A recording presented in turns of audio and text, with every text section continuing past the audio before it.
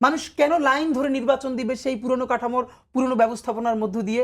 বরং এখনও তো আমরা বলি এই যে আমাদের নির্বাচন আমরা কতটুকুন ভালো করতে পারবো জানি না, কারণ প্রধান নির্বাচন কমিশনার বলেছেন যে যারা তার কমিশনার তাদের বিগত দুটো নির্বাচনের অভিজ্ঞতা আছে। তো বিগত দুটো নির্বাচন হলো দিনের ভোট, রাতে ব্যালট ভরা, বাক্স পুরো খালি করে ফেলা অথবা ভরে ফেলা, ক্যান্ডিডেটদেরকে বাড়ি ছাড়া করা। তো সেই এক্সপিরিয়েন্স যদি এবারও কাজে লাগানো হয় তাহলে তো মানে এটা কি করে মনে করেছেন জানি না। আমাদের প্রথম দফা ছিল যে জুলাই সনদের ভিত্তিতে নির্বাচন, দ্বিতীয় যেটা ছিল এটা কতটুকুন বাস্তবায়ন করবে রাজনৈতিক দলগুলো সেটা আমরা জানি না, কিন্তু আমাদের বলার কাজ আমরা বলতেই থাকবো, যে আজ হোক 10 বছর পরে হোক, সেটা হলো এই নির্বাচনের ম্যান্ডেটটা কি হবে। আমরা বলেছি এই নির্বাচনের ম্যান্ডেট হবে নতুন বাংলাদেশে নতুন সংসদে জনগণের জন্য একটি নতুন সংবিধান প্রণয়ন করবে রাজনৈতিক দলগুলো মিলে।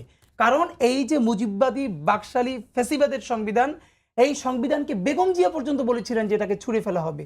এই সংবিধানের তো আর কোনো থাকে না, যখন বাকশালের মধ্য দিয়ে এই সংবিধানটাকে নাই করে দেওয়া হয়েছে, গণতন্ত্রকে মাটি দিয়ে করে হয়েছে, সেখানে পৃথিবীর এমন নজির আছে কিনা আমার জানা নাই যে শহীদ প্রেসিডেন্ট জিয়াউর রহমান, যিনি মূলত সামরিক শাসক ছিলেন, সামরিক ফরমান জারি করে তিনি গণতন্ত্র ফিরিয়েছেন। তো একজন সামরিক শাসক কতটা আপনি ভাবেন যে গণতন্ত্রায়নের পথে তিনি এতটা মুভ দিয়েছেন, এরপর সংবিধানটাকে কাটাছিটা এখনো যেটা আমি বলতে চাই, এই সংবিধানে বেসিক স্ট্রাকচার রাখা হয়েছে অনেকগুলো যেটা আপনি কোনোদিন হাত দিতে পারবেন না। তো এই সংবিধানের বেসিক স্ট্রাকচারে হাত দিতে পারবেন না, কিন্তু এমন অনেক ব্যাপার আছে জুলাই সনদের মধ্যে ঐক্যমত্য হবে, যেটা পরবর্তীতে আপনাকে কি করতে হবে, রেটিফাই করতে হলে ওখানে হাত দিতে হবে। তাহলে যদি আপনি ওই বেসিক স্ট্রাকচার ভাঙতেই পারেন তাহলে একটা নতুন সংবিধান জনগণের, কারণ এই বাংলাদেশের জনগণের সব থেকে বড় কষ্ট কি, এই মুক্তিযুদ্ধের পরে সে নিজের সংবিধান নিজে প্রণয়ন করতে পারে নাই, কারণ যারা সংবিধান তৈরি করেছিল তাদের ম্যান্ডেট ছিল না স্বাধীন বাংলাদেশের সংবিধান করবার জন্য, তাদের ম্যান্ডেট ছিল পাকিস্তান রাষ্ট্রের আনুগত্যের মধ্য থেকে পাকিস্তানের জন্য সংবিধান করা। এবং দ্বিতীয়ত যেটা করেছে তারা সেই একটা গণপরিষদ নির্বাচন দেয় নাই।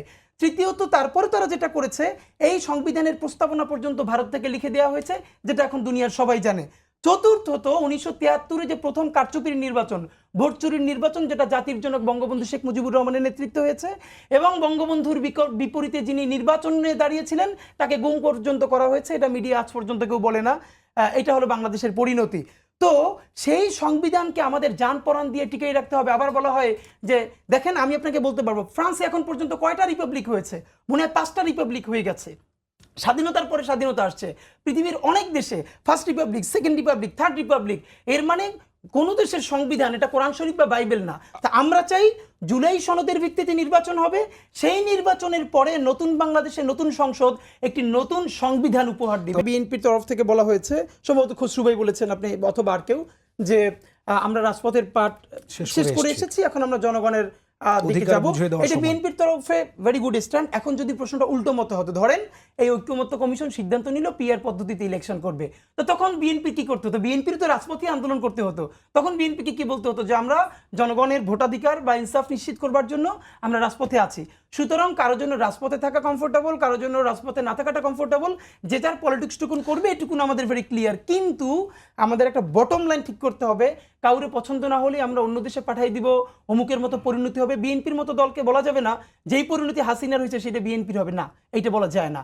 বিএনপির হাজারটা দোষ আছে, কিন্তু এটা কোনোদিন আওয়ামী লীগের সাথে তুলনা করা যাবে না, এবং এটুকুন আমাদের ন্যূনতম জায়গা রক্ষা করতে হবে।